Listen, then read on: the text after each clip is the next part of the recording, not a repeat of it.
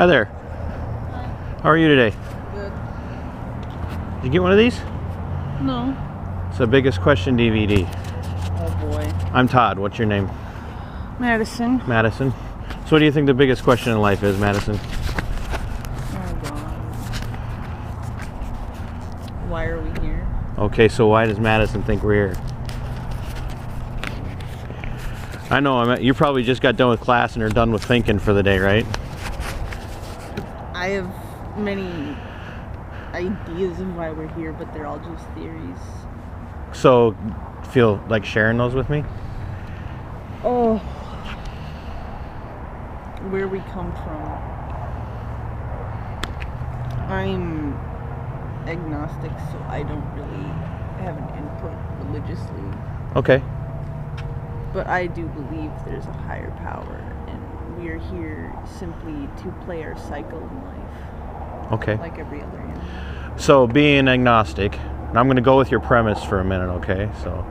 So being an agnostic, you would say there's something, but I don't have any proof of what that something is.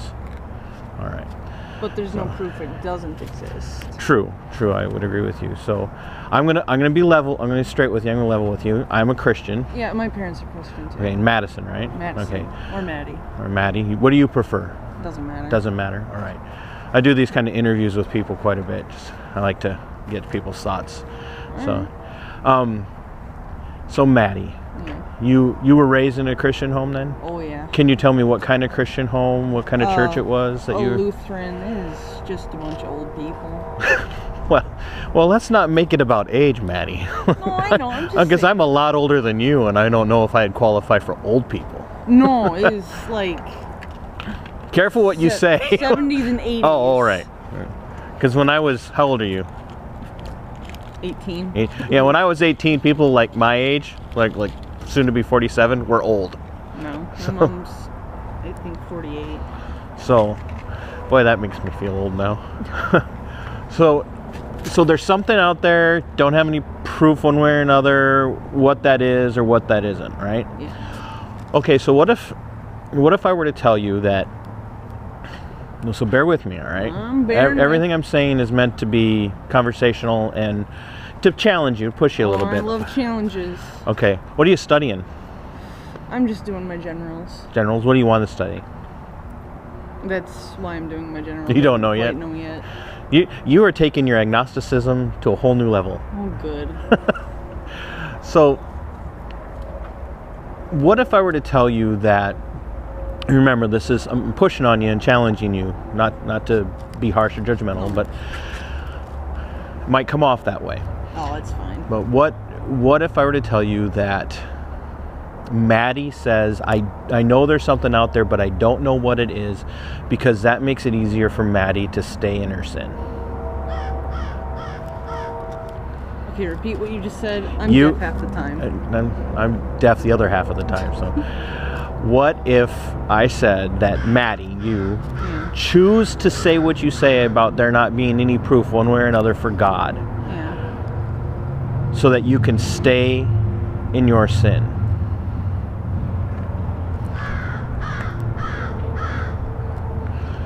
So here's why I say that. Romans chapter 1 says that nature, where we are right now, right? Trees, crow up there screaming at us. Yeah. Says that nature declares the glory of God. Yeah. That nature declares there is a God. Yeah. But now you're with me on that, right? Yeah. You're like, well, yeah, duh. I just said that I'm an agnostic, so I know that there's something out there.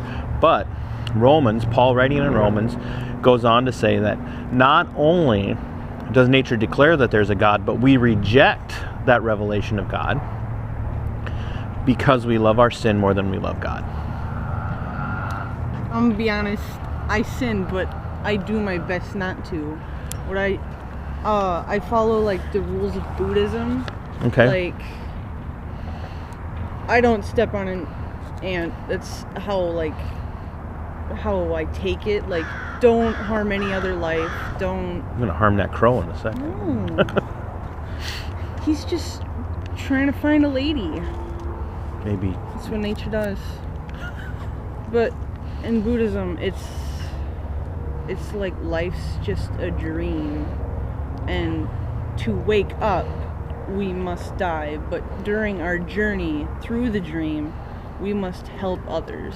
Right, and I know Buddhism has a do no harm philosophy, but so what I'm going to push back on you on about Buddhism is that Buddhism is very self-centered. Even though it doesn't sound self-centered, it's very self-centered, because you do all of these good things. You do no harm to any living thing. You know, no bugs, no animal life. Obviously, Buddhists have to harm something living because you got to eat. So,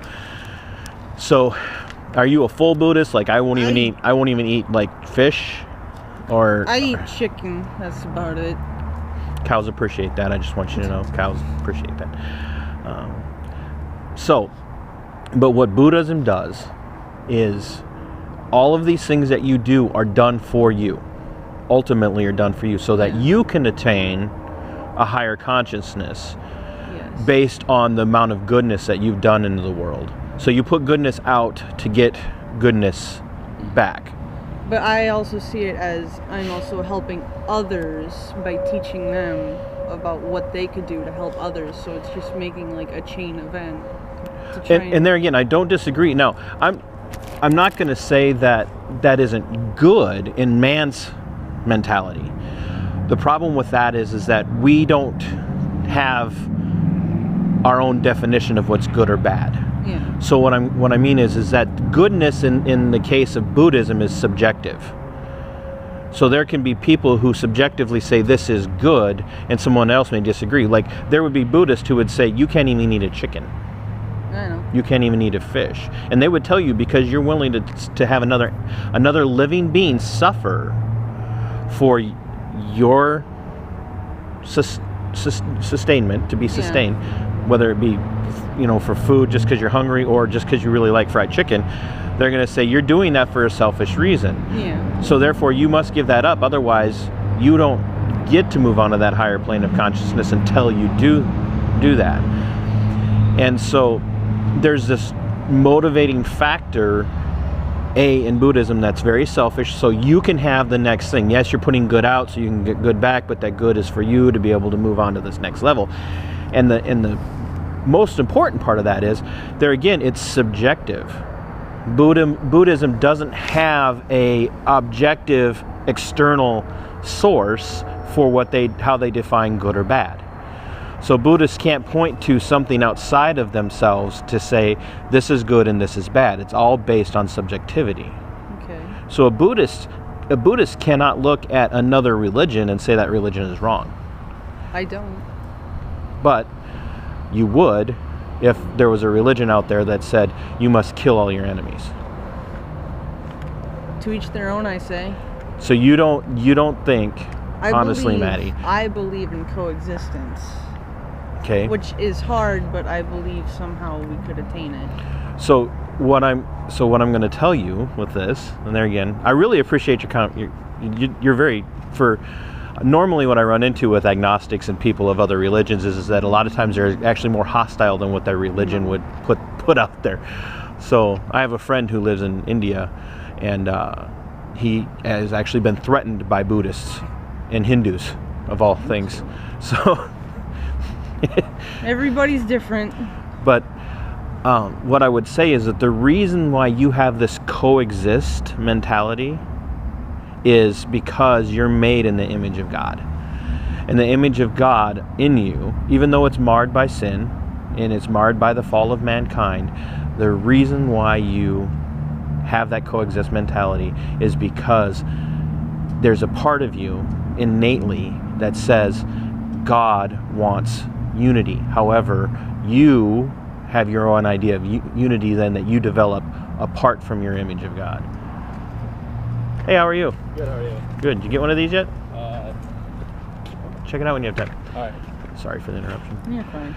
So, there again, all human beings, me, you, a young man that just walked by, we're all made in the image of God. Yeah. But because of sin, we will take that image that we're made in and we will twist it around into our own idea of what is good, what is bad, what is right, what is wrong.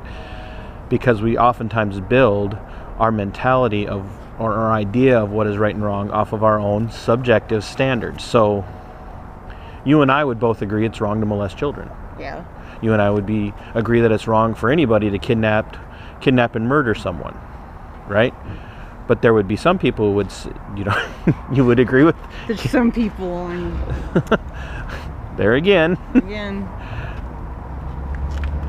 If you have a problem with someone kidnapping and murdering, someone raping a child, sexually molesting a child, there might be a little bit of personal experience in that. Everybody's like, well, I went through something like that in my life, so I don't want to see that happen to somebody else. But that's still because you've been made in the image of God. There's a part of you that cries out for justice. Right? I can see it. Can you see that? So I would say that as an agnostic Buddhist, you are searching to a degree, and I don't believe in a seeker mentality, but you are searching to some degree to be able to answer that crying out in your spirit, in your nature, for justice. And you've settled on, I'm agnostic, I know there's a God, I don't know what God is, but there's something out there. Something more powerful. But there's something more powerful than me, and I'm going to settle on Buddhism because I believe that's the best track. And so part of the problem is you're missing the objective source of what defines good and bad. And that objective source is God has revealed himself in Scripture. So, is it wrong to lie? Depends on the circumstances. Okay. There's Nazi guards at your door, or Nazi soldiers at your door, and they're there to take the Jews away and put them in a concentration camp to murder them, so I'm going to say they're not here. That's not a lie. That's loving your neighbor. Oh, okay, good. Okay, that's what I was thinking. That's loving your neighbor. You are setting aside your own safety to try and protect, because in that situation, if you get caught, you're going to die with them. Yeah. So that's loving your neighbor. That's a way of saying that I'm laying down my life for my friends. Okay, and Jesus said that to us. If no greater gift does a man have than to lay down his life for his friends. So in a way, you're loving your neighbor. All right. Okay, so that's not really a lie. Okay. But 7 years old, mom says, don't get into the cookie jar. Mom walks out of the kitchen, you get in the cookie jar. She walks in and you're standing at the counter and there's cookies and crumbs all over your face and on the floor. And she says, Madison, why did you get in the cookie jar? And your response is, well, Mom, I didn't. What are you talking about? No, and she's like, I was hungry. But I'm straightforward. My point is, and yes. you know where I'm going with this. I can tell you're quicker than that. We've all been caught doing things we know we shouldn't do, right? You ever been pulled over? I can't drive, that's why I'm waiting for my ride. Okay, so perfect. Ever been with somebody that's gotten pulled over? Oh, my dad. Okay, and does your dad ever, does he immediately go, yeah, I did wrong, or, is there a part of him that says... It was just one time when I was 6, he's like, what did I do? Right, he knew what he did. You and I, we all know, especially if it's speeding, which is most of the reason people get pulled over in a town like Austin is speeding, or not stopping at a stop sign, or... He's on a gravel road. So my point is there's lying because you've done wrong and you don't want to get caught, and we've all done that. Yeah, and then already can't just admit it. You should, but we don't, because we want to be.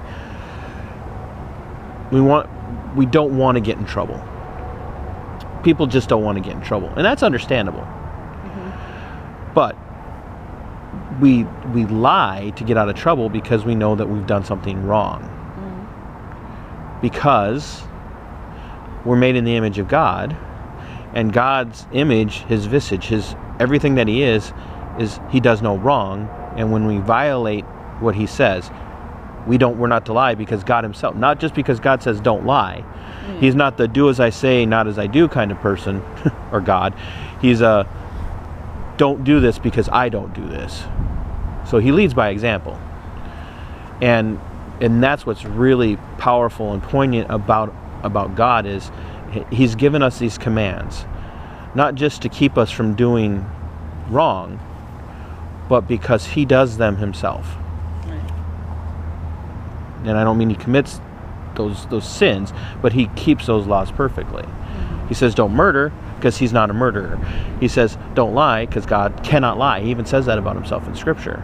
He says don't commit adultery because he doesn't commit adultery. He says don't steal because God cannot steal. For one, God owns everything. And every day that we wake up and we don't thank God for the breath that he's given us, we're effectively stealing from him. And that's why people like you and I, because I was there, we look for reasons to say, well, I know there's a God, I don't really know how to define God, so I'm just going to come up with my own ideas, my own way of practicing religion so that I can feel pretty good about myself because I don't kill ants. I'll eat a chicken, but I won't kill an ant. And I don't know how to explain it. It's just how I work. Well, and I understand that. And there again, I've had hundreds of these conversations. And I would say you do that because part of you wants... Chicken tastes good. Right. And so you could justify in your own mind, Maddie, you could justify in your own mind how you can even violate your own religious principles for the sake of your own selfish desire to have good food. I know it's wrong, but it tastes so good. So, and I would say is that God would not tell you that it's wrong to eat a chicken. Only Buddhism tells you it's wrong to eat a chicken. So. It's also, in the Bible, it says don't eat shrimp or cut your hair. So. Okay, so that's an Old Testament issue, and it doesn't say not to cut your hair. It doesn't say anywhere that a man or a woman can never cut their hair. That's what I've learned. So, and the shellfish thing was an Old Testament teaching. Yeah. It was a dietary law. It wasn't a moral law. It wasn't an eternal law. It was a dietary law given to the Israelites by God for God's purposes in the Israelites. And then later on in the book of Acts, God lifts the dietary restrictions off of all of humanity, but especially off the Jewish people, and he says, take, kill, and eat. All things are clean for you. So God didn't change. His purposes didn't change, but his way of relating to mankind through the law extended just from the Israelite people from the Hebrew people to all of humanity. So it's not a sin to eat shellfish morally. There's nothing in the eternal moral law of God, which you would know as the Ten Commandments from being raised Lutheran. There's nothing in the eternal moral law of God that says you can't eat shellfish. But there are lots of things that you cannot do according to the eternal moral law of God. And and Maddie, here's the kicker. Like me and everybody else you know, you've broken every one of God's laws. You betcha. And that, my new friend. Except for murdering someone. Okay, I promise you've murdered. A human? No. Because yes, a human. In the definition it says anybody murder. ever hurt you? Anybody ever done anything so egregious against you that you've been angry at them for days? Even to the point where you were willing to say to that person, I hate you. When I was 5. Okay. Age doesn't matter. What? Age doesn't matter. God says, thou shalt not commit murder. And then Jesus, God in the flesh, in the Sermon on the Mount, Matthew chapters 5, 6, and 7, says, you have heard it said days of old, that thou shalt not commit murder. But I tell you, if you so much as hate someone, you're guilty of murder in your heart. Oof. See? I think hate's a strong word, though. It is a strong word. And that's why Jesus says if you use that word